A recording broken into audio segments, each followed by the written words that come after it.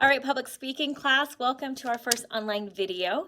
I hope you guys are all doing well, and I'm really hoping that we can all stay on top of our work. I'm going to try not to overload you with a whole bunch of stuff, but we still need to be learning, so there's still going to be work. You guys should have all submitted your speech that was due on Monday. It was your speech using different examples. You could have used a extended, hypothetical, or brief example. Could have used a statistic, and then also could have used a testimony. So that, again, that was due Monday. Moving forward into a new chapter, we're going to be discussing language and why language is important. The words that you choose to use in your speeches can take you from a good speaker to a great speaker. And there's some different reasons for that, okay? The things we're going to touch on today is the meaning of words, how we use language accurately, and then how you use language clearly. So going back to why language is important, when you guys hear people speak, the words that they choose can tell you a lot about that person. It can tell you a lot about their background. We make judgments based on the words that people use. Depending on their word usage, we can think that they're smart. We can think that they're not so smart. Okay, we can think that they're educated. Lots of things, lots of judgments are made from people's word usage. So this is something that we all need to develop and improve on, and that's going to help not only in our daily lives and in everything moving forward in personal and professional careers, but also with our speech writing. So talking about meaning of words.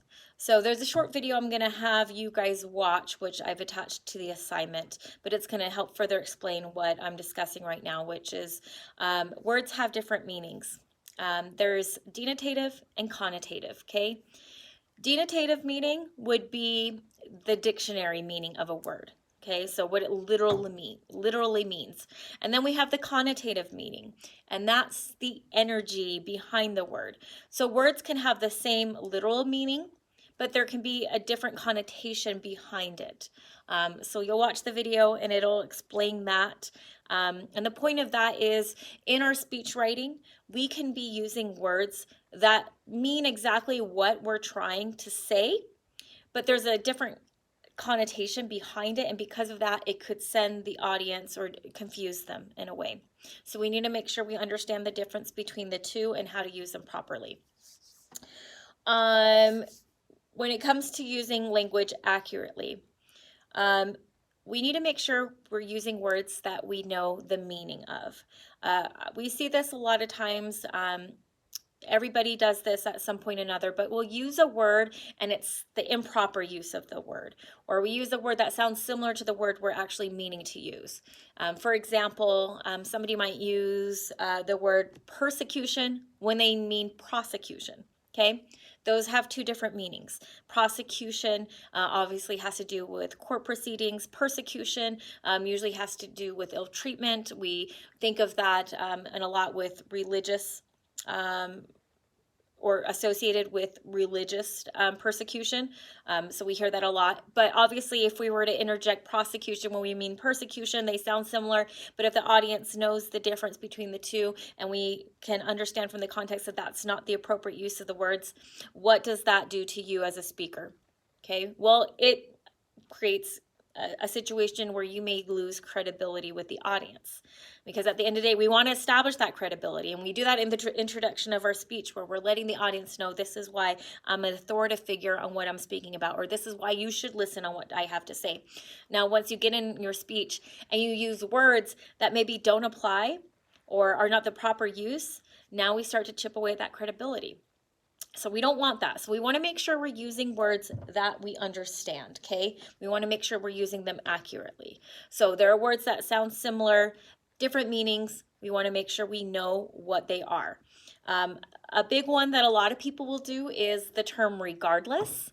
I know I've done this before, but actually a lot of people will use the word irregardless, okay?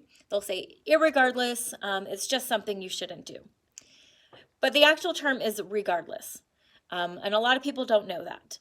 But a lot of people do know that. So if they ever hear you use the word irregardless, it's actually not even a word.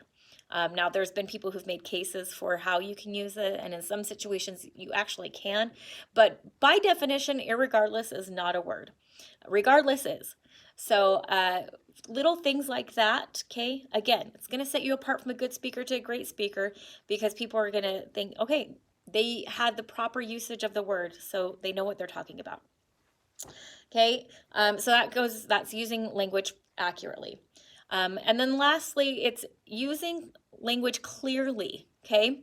Sometimes speakers will use really big words, okay? Makes them sound important, makes them sound smart, but we have to put in consideration who our audience is, okay? And we want to make sure things that are coming out clear and effectively.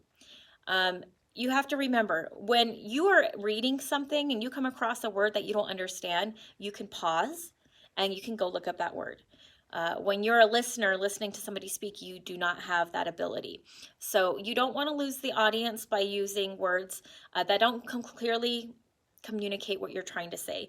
If it's a word that most people would probably struggle with or not be familiar with, okay, we want to maybe rethink using that word, because we don't want the audience to get caught up on a big word that they're not familiar with, that is going to cause them to sit and try to think or try to go back and reference the context with which you use that word so they can understand what it is you're trying to say.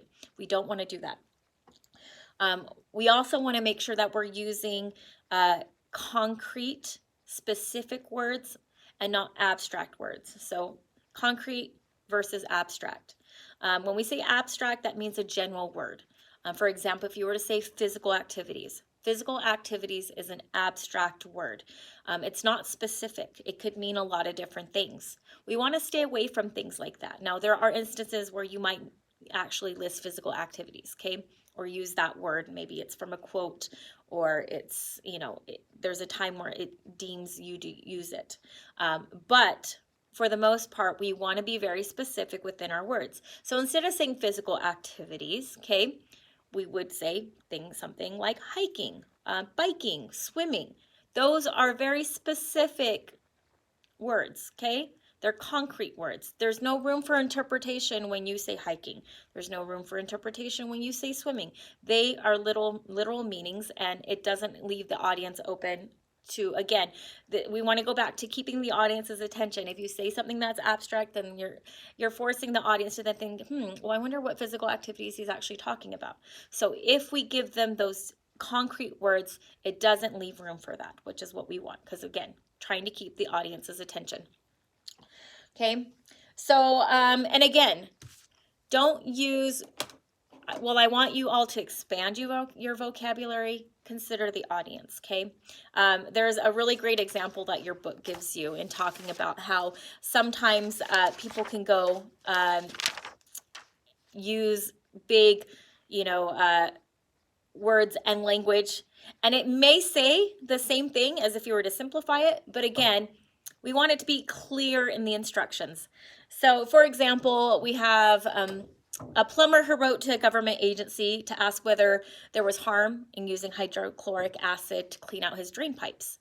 And the response that he got was, the efficacy of hydrochloric acid is indisputable, but the corrosive effect is incompatible with metallic permanence.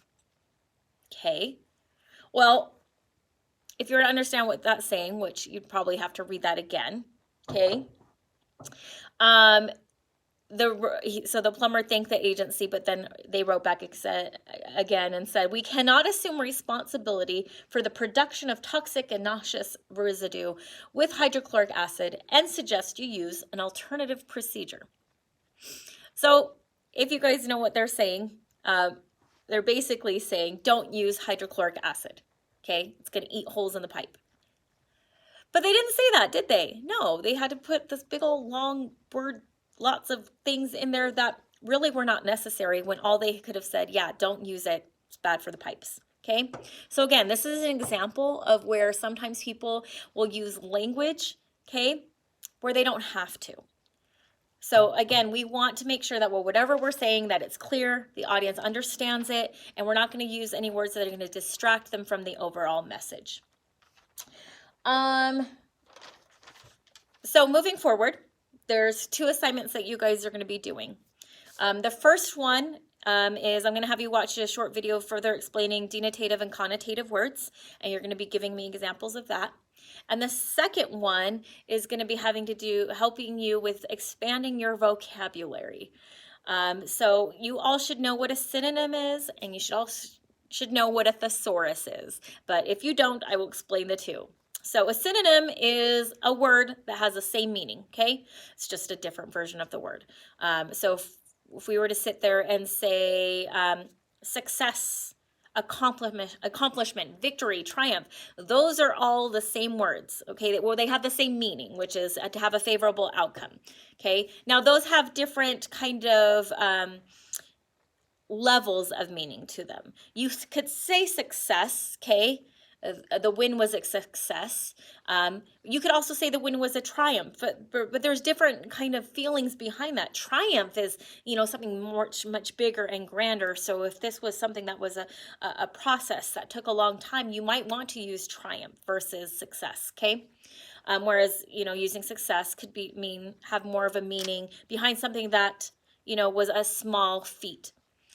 So those are things to consider. And again, you'll kind of see that with the denotative and connotative meanings. So going back to synonym is basically same meaning, a different word that has the same meaning. And then a thesaurus is going to be a book where it gives you synonyms to those words. You can find a thesaurus online. They're readily available. They're at the library. You may even have one at home. But if you don't, again, you can use it online. So the second assignment that you guys are going to be doing is you're going to be going online, finding a thesaurus. You're going to reference your speech that you should have submitted on Monday. You're going to find 10 words that you can replace with another word that has the same meaning.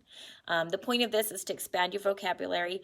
I find some of you use some of the same common, simple words, not necessarily a bad thing, but we want to expand your vocabulary and we want to improve your language skills. So this is a great exercise for you guys to be able to do that. So moving forward, those are going to be your 2 assignments. Of course, they're in Canvas. If you guys have any questions about either of them, please feel free to reach out to me. I hope you guys please stay on top of your work. I'd hate for everybody to get behind. I'm going to try and keep things kind of simple, but at the end of the day, you guys still need to be listening and paying attention. I will possibly be putting out a link for a class session on Thursday, which would be tomorrow.